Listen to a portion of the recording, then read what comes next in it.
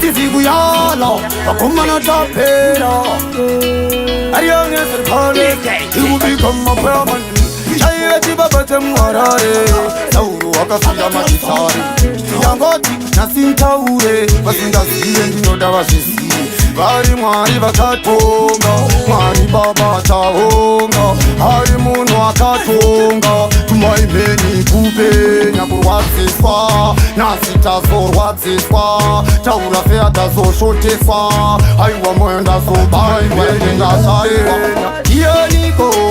Dianiko, achapindura mbuzo wangu, sauro waenda, tarwadziwa mukoma vangu, Montoro, Sinono Munasabe, Montoro, Aino Munasabe, Montoro, Sinono Munasabe, Montoro, Sinono Munasabe.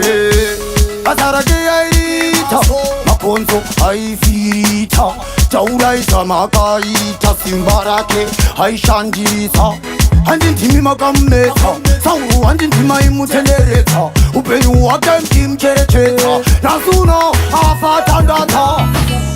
Manotembe, anechekuita charo wanemen, akatanga kurwara makuseni, maneru lichizokuzigoni, taura ikazamakaita, daiwa anboneta, oda kuferefeta, usikatasimeta, aibamnosivana, kuvayakwana mchaonana, kudenga ikoko, sichanonana, munona zinu zenyu, asichukosukana, chema kwenerera, maiti pamwe ndo pakaperera, ndoramba ndichienderera, apa ndakuda kupendera, shoko rangu randataura, magitari aya ndoramba nchishaura, ndakazafirwa kutaura, vasara chasara siyaura.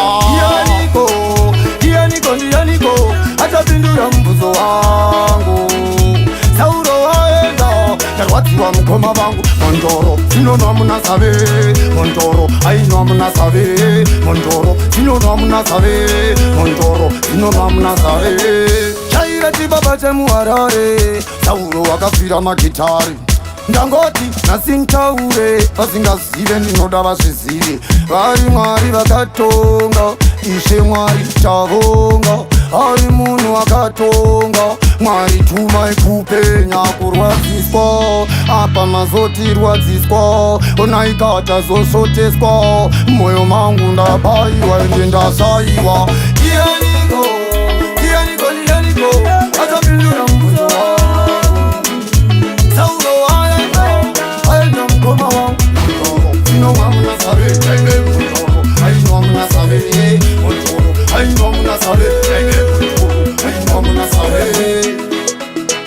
Tarwadziwa tese, pamwe chete nemabhanditi, mafuranti, yalanesani, inzomapatani, Girigiri, Ariane, Terpales, Girigiri, 21, gun, salute, parit, blot. Zim Daily Upload.